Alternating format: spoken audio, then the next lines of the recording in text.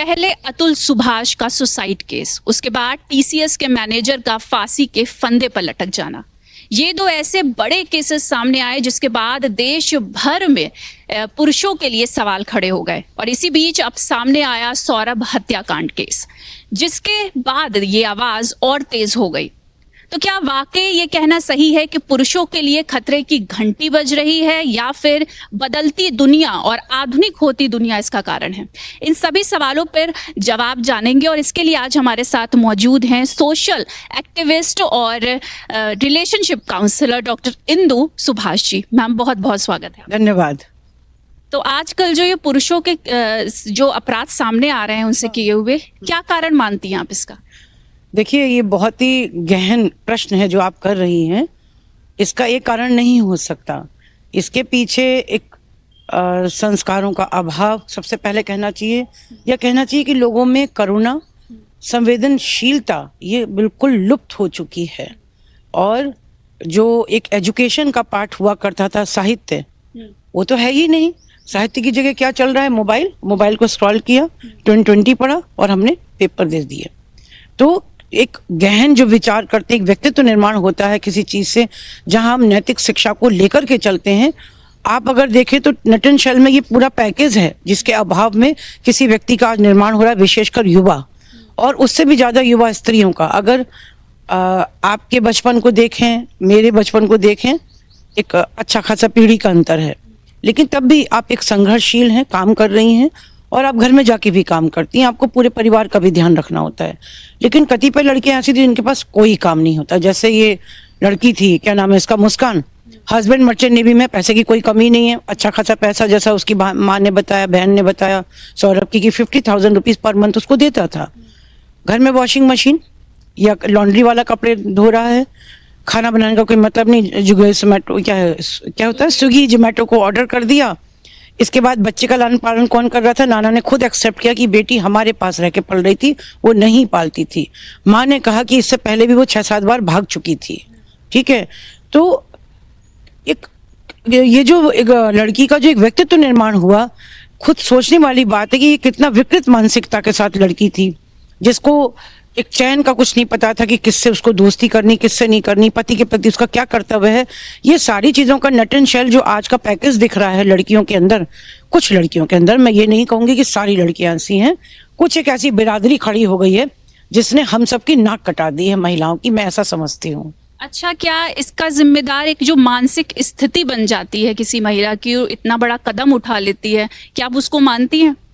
उसके सामने उसका टारगेट होता है। एक्चुअली उसने टारगेट ये लिया हुआ था कि ये जो बंदा है सौरभ, क्या नाम है उसका? सौरभ नहीं, वो लड़का जो है, अरे साहिल शुक्ला, और उन्होंने मिलकर के उसकी एब्सेंस में जो एक टाइम निकाला, उस टाइम के बाद उनकी जो केमिस्ट्री आपस की बनी, तो उनको सिर्फ क्या चीज दिख रही थी? शारीरिक आकर्षण या एक शारीरिक उपभोग करना एक दूसरे का, लेकिन वो ऐसा जिसमें कि कोई प्रतिबंध ना हो। इन द मीन टाइम पति आ जाता है पत्नी को अचानक से जन्मदिन पर एक सरप्राइज देने के लिए। उन्हें लगा हु आर यू, ये कहाँ से आ गया बीच में? प्लानिंग उनकी बहुत पहले से चल रही थी, क्योंकि सौरभ के साथ भी उसकी लव मैरिज थी, और वो सौरभ से जितना पैसा निकाल सकती थी वो सारा निकाल चुकी थी। अगर हम सौरभ की बहन का और माँ का अगर वक्तव्य सुनते हैं कि वो सारे पैसे निकाल चुकी थी, जितना भी गहना था सब कुछ था। और वो सब चीज़ों के बाद अब वो किस मानसिकता में थी? जैसे कोई व्यक्ति ड्रग ले रहा है, नशे का शिकार है, उसको सिर्फ क्या दिख रहा था? एक उन्मुक्त सेक्स दिख रहा था, या ऐसा एक जिंदगी जहाँ पे उन्मुक्तता हो, स्वच्छंदता हो। शिमला चले जाओ, मनाली चले जाओ, आराम से उपभोग करो, होली खेलो, कुछ भी करो, कोई देखने वाला ना हो, कोई टेकने वाला ना हो। क्योंकि अगर आज उसने सौरभ को मारा था, हो सकता अगली बार वो साहिल को भी काट देती। मानसिकता तो उसकी ये थी ना, यूज एंड थ्रो वाली। तो वो साहिल भी बच नहीं सकता था उसकी निगाह से, वो भी उसके उस चीज का शिकार होता कि जब उसको उसने अच्छे से उपभोग कर लिया, उसको वो कट करके किसी और चीज में करती। तो ये तो हम इसको हाइड नहीं कर सकते, हम उसको कोई बेचारगी का जामा नहीं पहना सकते, ना ही हम उसके ऊपर इतना ओवर थिंक कर सकते कि वो तो मानसिक बीमार थी। नहीं भाई, मानसिक बीमार कहाँ थी? अगर मानसिक बीमार होती तो वो लिपस्टिक नहीं लगा रही होती, वो छोटे छोटे कपड़े पहन के डांस नहीं कर रही होती, वो खाने को मुंह की जगह नाक में घुसा रही होती, वो सारी चीजें परफेक्टली कर रही थी। इसका मतलब वो स्वस्थ मानसिकता के साथ थी। पर वो स्वच्छंद विचारों की थी, उसको टेस्ट चेंज करने की आदत थी, जैसा कि उसके हम देख रहे हैं अब आजकल एक एक करके बाइट्स आ रही हैं और वी आर शॉक्ड टू सी जो उसका जितनी नृशंसता से उसने उसका वध किया है। आप सोचिए कि मतलब उसके दिमाग में कभी भी नहीं आया कि मैं इसको हाथ रोक लूं अपने, सोचने वाली बात है। आपको ये नहीं लगता है कि पिछले ये कुछ समय से ये जो चीजें हैं, ये जो खबरें हैं वो सामने आ रही हैं, वो कुछ ज्यादा ही हैं? मतलब इससे रिलेटेड, पुरुषों से रिलेटेड खबरें हमें ज्यादा सुनने को मिल रही हैं। इसके पीछे का क्या कारण आप मानती हैं? देखिए, जिस समय अतुल सुभाष ने आत्महत्या की थी तो वो उस समय बहुत ज्यादा हाईलाइटेड इसलिए हुई क्योंकि उसने 150 पन्ने का सुसाइड नोट बनाया था, उसको पढ़ के 1.5 घंटे सुनाया था और ये बहुत बड़ी घटना के रूप में अचानक से आ गया। लेकिन अगर आप एनसीआरबी का डाटा 2011 का देखें, उसके बाद का देखें, जो सारे लेटेस्ट में जो एनसीआरबी के डाटे हैं उसमें पुरुषों की आत्महत्या की दर महिलाओं से 2.5 गुना ज्यादा है। यानी हर 8 मिनट पर एक पुरुष आत्महत्या कर रहा है। ये अब का नहीं, ये कई दशक का, यानी 2014 से लेके अब तक पुरुष मर रहे हैं। क्यों मर रहे हैं? इसके पीछे कारण वही है कि हमारे यहाँ लिंग भेद से परे जो एक व्यवस्था होनी चाहिए, यहाँ पर लिंग भेद पे आधारित कानून है। आप खुद सोचिए कि जब निर्भया कांड हुआ था, नृशंसता के साथ उसका वध किया गया था, रेप के बाद रात में कोर्ट खुली थी, रात में सारी चीजें हुई थी। यानी जस्टिस वर्मा ने 5 दिन के अंदर वो सारा 376 और सब में अमेंडमेंट करके फटाफट उसको अपलोड कर दिया गया था। भाई अब कहाँ हैं भाई? आपके 51% पुरुष हैं। आपके सारे त्योहार जो हैं अगर भारत में देखा जाए तो वो लड़का मतलब बेटा और बेटी पे आधारित होते हैं, तो मैक्सिमम बेटे के ऊपर हैं। जी, तो कैसे इस स्थिति में सुधार लाया जा सकता है? इन अपराधों को कैसे रोका जा सकता है आपके हिसाब से? सरकार इसमें कितनी जिम्मेदार है? और सरकार तो अभी आपको दिख ही रहा है कि कितनी जिम्मेदार रुख आपको दिख रहा है कि 9 दिसंबर के बाद से जो एक सीरीज लगी है, आपने मानव शर्मा का नाम लिया, लेकिन अतुल सुभाष से मानव शर्मा के बीच में करीब 23 आत्महत्याएं हुई जो मीडिया के थ्रू सामने आई। लेकिन जो घुट घुट के अंदर जी रहे हैं, जिनका पता ही नहीं कि वो किस समय आत्महत्या कर रहे हैं, जिसको परिवार वाले या पत्नी वगैरह जो भी है वो बीमारी बना करके कैसे भी करके उनको निपटा देती है, वो अलग है। आप समझिए इस चीज को, इससे निपटा कैसे जाएगा, इसमें हमें खुद ही संज्ञान लेना पड़ेगा। अगर राजा राम मोहन राय कोई वो नहीं थे सरकार, उन्होंने खुद संज्ञान में लिया था कि सतिया में औरतें जलाई जा रही हैं। उन्होंने लेटर लिखा, जो लेटर लिखा था आपको याद होगा कई सारे हस्ताक्षरों के साथ विलियम बेंटिंग को, कि भाई इसको बंद करिए, ये प्रथा कुप्रथा में बन चुकी। तो लोगों ने उनको पकड़ा था। जन आंदोलन की जरूरत है। आप जैसे मीडिया जो इतने चेतन हैं उनकी बहुत जरूरत है कि जो बार बार इस पर बात उठाएं। और सरकार के पास हमें मतलब ये आश्चर्य की बात है कि हमें जाके कहने की जरूरत है। क्या आपको नहीं दिखता कि आपकी जन हानि हो रही है, लोगों का विश्वास टूट रहा है, एक लिंग भेद पे आधारित जितने कानून हैं उनमें संशोधन नहीं हो रहा है। तो इसमें बहुत ही ज्यादा विजिलेंस की जरूरत है।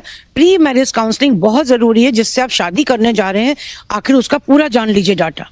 खाली ये नहीं कि शादी.com पे आपने बना फटाफट शादी करी और निकल गए, तो ऐसा नहीं होगा। आपको उसी से फिर से लौटना पड़ेगा जहां विवाह में बड़े लोग इन्वॉल्व हों, उनकी चीजों को देख करके हम उसको करें। तो और दूसरा, जो इस तरह की घटनाएं हो रही है, इसमें सामाजिक बहिष्कार होना चाहिए पूरे परिवार का। जब पूरे परिवार का बहिष्कार होगा तब लोग समझेंगे। आज उसकी माँ कह रही है कि मेरी बेटी को फांसी हो जाए, वो उस समय उस पर फांसी क्यों नहीं लगा रही थी या उस पर बंधन क्यों नहीं डाल रही थी जिस समय वो 5 लड़कों के साथ भाग गई थी? आप ये मानती हैं कि इसमें जिम्मेदार कहीं ना कहीं परिवार भी होता है? बिल्कुल परिवार होता है। आज वो अपने गिरफ्तारी से बचने के लिए या जो भी है, उन्होंने कहा कि मेरी बेटी को फांसी हो जानी चाहिए। भाई आपने खुद कहा कि मेरी बेटी पहले से ही 5 लोगों के साथ भाग चुकी थी, कौन से संस्कार आपने लड़की को दे दिए भाई? तो ये आपकी जिम्मेवारी थी, परिवार की जिम्मेवारी थी कि लड़की को संस्कारवान बनाना, उसको संस्कारी बनाना। एक जो लड़का होता है दोनों को करना कि भाई परिवार में जो एक लिमिटेशन होती है, भाई तुम कितनी तुम्हारे अंदर लिप्सा है, कितनी कामांध हो गई हो तुम कि तुम्हें दिख ही नहीं रहा कि तुम्हारा पति कहाँ पर है जो तुम पे पैसा लुटा रहा है। छोटी सी बच्ची का भविष्य समझ में नहीं आया। आखिर एक लड़की के अत्याचारों से जो उसने इतने जघन्य अपराध किए हैं, उससे कितनी औरतें प्रभावित हुई? उसकी छोटी बेटी, उसकी अपनी नंद, उसकी अपनी माँ। तो क्या ये लोग महिलाएं नहीं हैं? भाई ये कौन सा कानून हो रहा है कि जो ऐसी लड़कियों के लिए संशोधन भी करना नहीं चाहता? आखिर अभी तो ये जैसे आपने देखा कि फटाफट किसी को तुरंत न्याय देने के नाम पर उसको एनकाउंटर कर दिया, मार दिया, जो भी हुआ। वो कहाँ है त्वरित न्याय हमारा? आप देखिएगा कि ये अतुल सुभाष के कांड में हम लोग सब भूल चुके हैं। आपको याद है कुछ लड़की का नाम? किसी को याद नहीं कि उसकी पत्नी का नाम क्या था, क्या हुआ इस केस में? लोगों का इंटरेस्ट फिर से खत्म हो गया। लोग बहुत जल्दी भूल जाते हैं। ये बहुत दुख का विषय है क्योंकि आज अगर सौरभ के परिवार की बारी है तो कल किसी की भी बारी हो सकती है। हमें समझना पड़ेगा, हमें सचेतन होना पड़ेगा और हमें लोगों को जागरूक करना पड़ेगा। इसीलिए मैं परसों को एक प्रेस कॉन्फ्रेंस कर रही हूँ प्रेस क्लब में कि ये कैसा महिला उत्थान जो ले रहा पुरुषों की जान, और कड़े ये दुष्ट स्त्री का एक समाधान, कड़े से कड़े दंड का प्रावधान, आर्य कुपुत्रियों हो जाओ संस्कारवान। अच्छा, आप रिलेशनशिप काउंसलर हैं, तो आप हमारे चैनल के माध्यम से हमारे ऑडियंस को क्या मैसेज देना चाहिए? देखिए, मैं एक रिलेशंस को हमें सुधारना होता है, क्योंकि भारत पूरे विश्व में परिवार परंपरा उसकी जो एक बहुमूल्य थाती है उसके कारण जाना जाता है।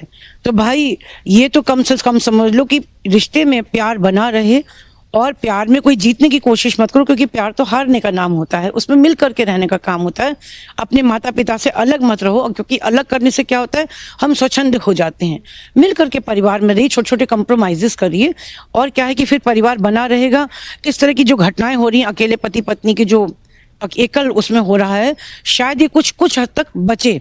लेकिन मेरा संदेश यही है कि सबको मिल करके प्रतिवेदन देना चाहिए अपनी केंद्र सरकार को और राज्य सरकार को कि जिन कानूनों में संशोधन हो सकता है, जिनका मिसयूज हो रहा है, जिसके कारण आज पुरुष प्रताड़ित है, जिसके कारण पुरुष बोल नहीं पाता है, वो आत्महत्या कर रहा है, भाई इन कानूनों में सुधार कर दीजिए। मात्र 48 कानून ही तो हैं जो महिलाओं के लिए बने, उसको रिवैल्यूएशन पे ले लीजिए, क्या दिक्कत है उसमें? क्योंकि अब 1860 वाला कानून नहीं चलेगा। अंग्रेजों वाले समय से आज की तारीख में स्त्री पूरी तरह सशक्तिकरण की एक मिसाल है भारतीय नारी। तो भाई उसको बेचारी मत मानिए, क्योंकि हर में महिला बेचारी नहीं होती और हर पुरुष अत्याचारी या बलात्कारी नहीं होता है। Thank you so much ma'am. तो ये थी डॉक्टर इंदु सुभाष जी, जिनसे हमने पुरुषों के खिलाफ बढ़ रहे अपराधों के बारे में कई सवाल किए, जवाब जाने, और आपने हमें इतना समय दिया उसके लिए बहुत बहुत धन्यवाद। कैमरा पर्सन नंदन के साथ मैं सौम्या शुक्ला, आज की खबर, लखनऊ।